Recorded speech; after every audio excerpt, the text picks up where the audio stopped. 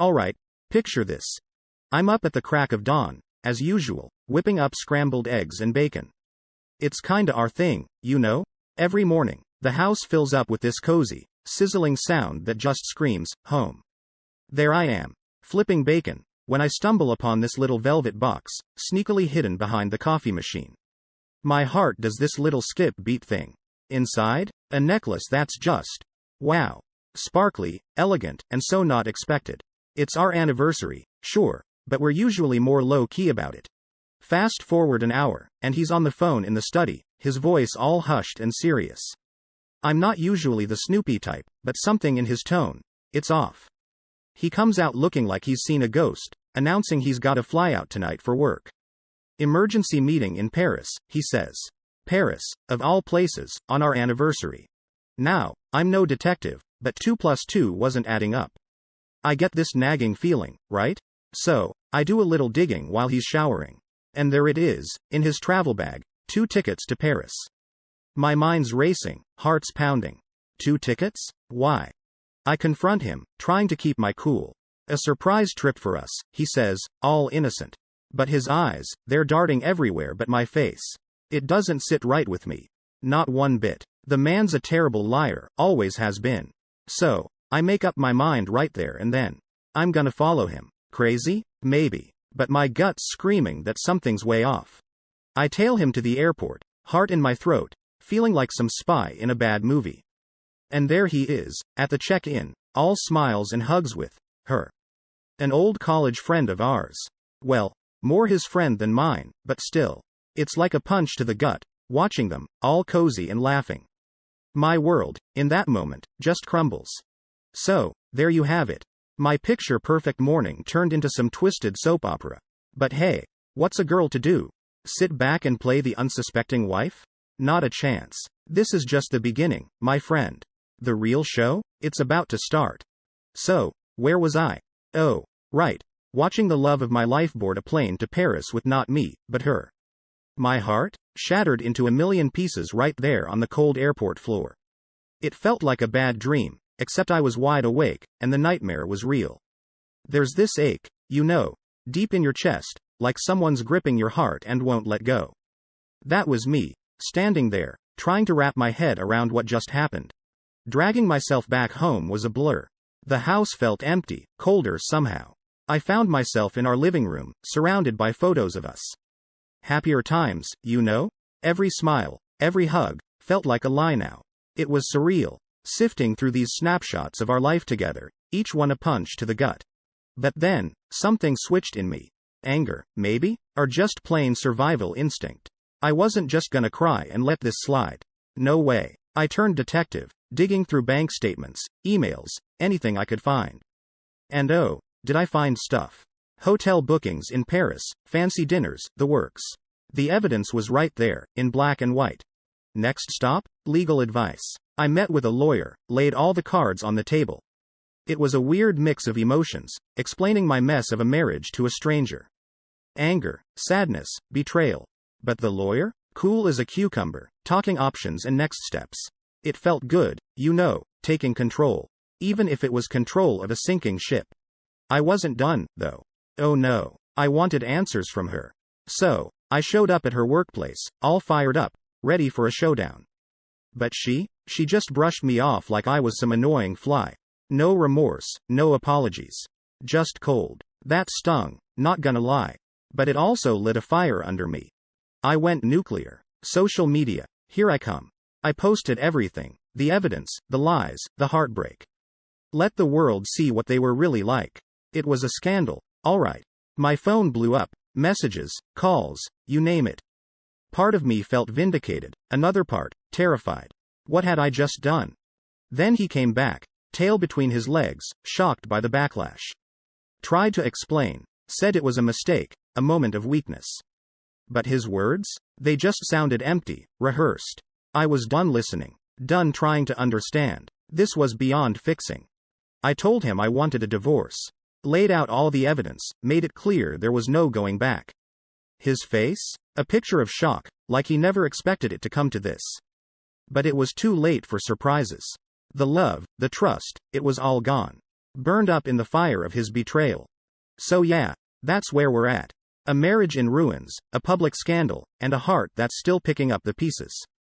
But you know what? There's this weird sense of freedom, too.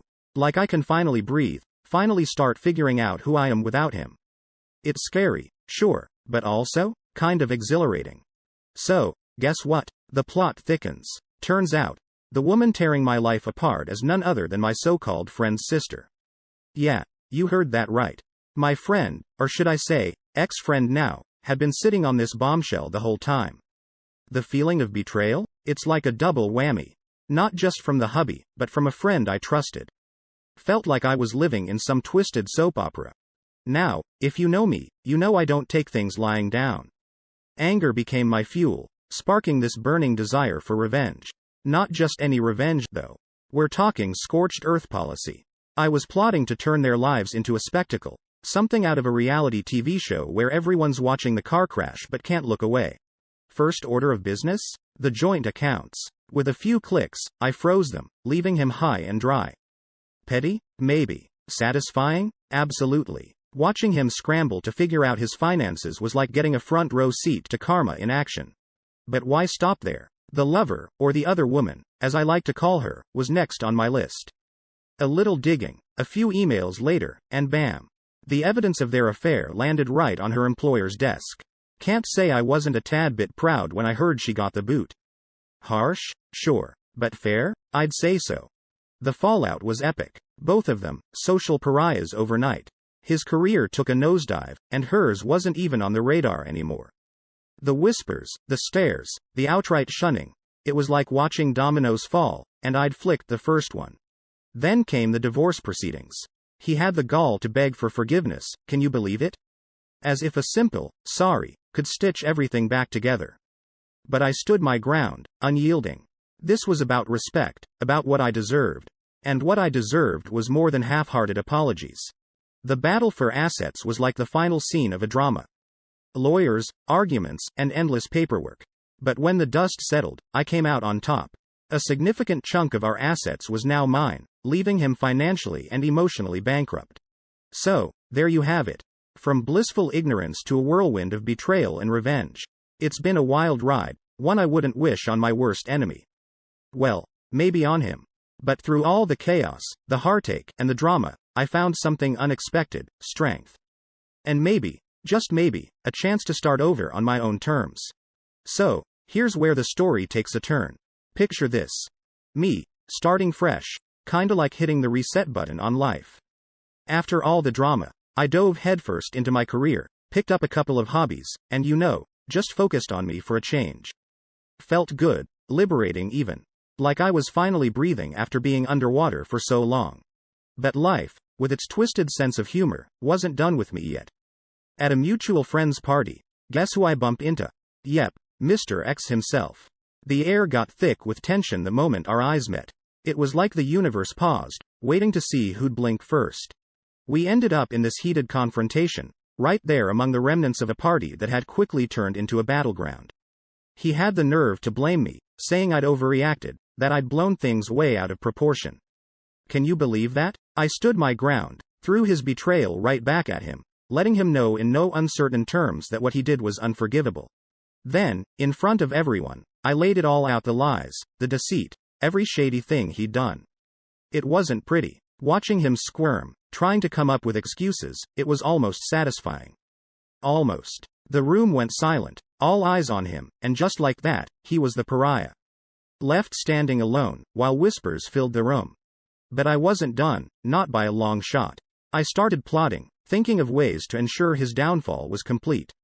I reached out to his business partners, armed with evidence of his untrustworthiness. It was like watching dominoes fall. One by one, they backed away, leaving him stranded in a sinking ship of his own making. His reputation? In the gutter. His career? Spiraling faster than he could comprehend. And then, there was her, the other woman, coming to me with apologies, trying to mend bridges she'd burned to the ground. But I was done. I didn't need her apologies or her excuses. I had my moral victory, and that was enough. He ended up isolated, a man without a country, so to speak. His friends, his associates, they all turned their backs on him. And when he tried to drag me through the mud with a slander case, well, let's just say the court didn't buy what he was selling. Winning that case? It was the cherry on top. So, there I was, having gone from the depths of despair to standing tall, vindicated. Sure. The road was messy, filled with revenge and anger, but it led me to a place of strength.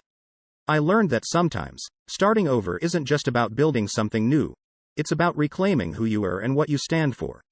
And let me tell you, standing on my own 2 feet, breathing in that sweet air of independence, I've never felt more alive. Let me tell you, it's been a roller coaster. There I was, sitting in the quiet of what used to be our home, the dust settling around me. Reflecting on everything that went down, part of me felt this deep, unsettling justification. I had done what I needed to do, right? But with him gone, the house felt emptier than ever, my victories hollow. I was alone, truly alone, and it made me question if it was all worth it. Then, out of the blue, I hear he's skipped town, moved abroad. Trying to outrun the scandal, or maybe just me. It hit me harder than I expected. Despite everything, part of me still clung to the man I thought I knew. So, I did what any self-respecting, heartbroken soul would do. I poured it all into a final message to him. A goodbye letter that was more for me than him, filled with everything I wished I could say to his face. It was liberating and heart-wrenching, all at once. But life has a funny way of throwing you curveballs. Digging deeper, I uncovered more lies, more betrayals. It was like peeling an onion, each layer stinging my eyes a bit more. It justified my actions, sure, but it also left me feeling empty. Was this really the man I had loved? In the midst of my turmoil, my support system showed up in ways I couldn't have imagined. Friends, family, even acquaintances reached out, offering shoulders to cry on, ears to listen. It was overwhelming, this sense of community, of not being alone in my fight. They validated my feelings, my actions, reminding me that I was more than this betrayal. Empowered by their support, I took a leap. I started speaking publicly about betrayal, about finding strength in the rubble of a shattered relationship. It was scary, putting myself out there, but the response was incredible. People listened, they related, and they supported me. It was a reminder that my story, as unique as it felt, was shared by many. Then, when I least expected it, someone new walked into my life. It was tentative at first, both of us dancing around our baggage. But there was something there, something worth exploring. I found myself learning to trust again, but this time, I kept a piece of myself just for me. Independence became my new mantra. Of course, not everyone saw my actions in a positive light. The backlash was swift and sharp, with whispers of vindictiveness following me around. It complicated things, making social situations a minefield. But it also taught me a valuable lesson. Not everyone will understand your journey, and that's okay. So here I am, navigating this new life I've built from the ashes of my old one. It's not perfect, far from it. But it's mine, and it's filled with possibilities. Who knows what the future holds? But one thing's for sure. I'm ready for it, come what may. You know, revenge is a tricky thing. At first, it felt like justice, like I was righting all the wrongs he'd done to me. But sitting alone in the quiet aftermath, I started to see the cost. Not just to him or her, but to me. My peace, my happiness, it all took a hit. I was so caught up in making them pay, I didn't realize I was the one who was paying the most. Then, bam, a curveball out of nowhere. A mutual friend, someone who'd been silent this whole saga, comes forward with a bombshell. My husband, the cheat, was apparently blackmailed into the affair. Yeah. Sounds like a soap opera, right? But hearing it, seeing the evidence, it threw me. All this time, I thought it was simple. He cheated. I retaliated. End of story. But it wasn't. It was messier, more complicated. That revelation? It had me all twisted up inside. Was my revenge justified? Or was I just another player in this messed up game? It's funny how life throws these moral dilemmas at you, just when you think you've got it all figured out. I even thought about going back, trying to undo some of the damage.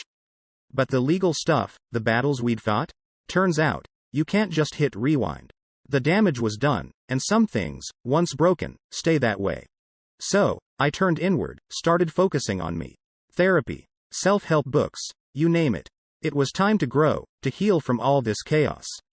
And through that process, I started to see things clearer. The deeper I dug, the more I realized how much manipulation had been at play. It wasn't just the affair. There were lies, deceit, layers of betrayal that went beyond what I'd known. It stung, sure, but it also reaffirmed my decision to walk away. But here's the kicker. Through all this mess, I found a voice I didn't know I had. Started speaking out, sharing my story with other women who'd been through their own hells. It was empowering, feeling like my mess could help someone else find their way out of theirs. And me? I started killing it at work. Found a strength I didn't know I had. A confidence that came from facing my worst fears and coming out the other side. Financial independence? Check. No more playing the damsel in distress. I was my own hero now. Then, as fate would have it, I ran into him. Abroad, of all places. He tried, in his own way, to make amends. But standing there, looking at him, I realized there was nothing left to say. Forgiveness? That ship had sailed. I'd moved on, built a new life from the ashes of the old one. And him? He was just a ghost from the past. So, I walked away. Not with anger, not with hate, but with a quiet strength. I'd lost so much, but in the process, I'd found something too. Myself. And as I stepped into my new life, I knew there was no looking back.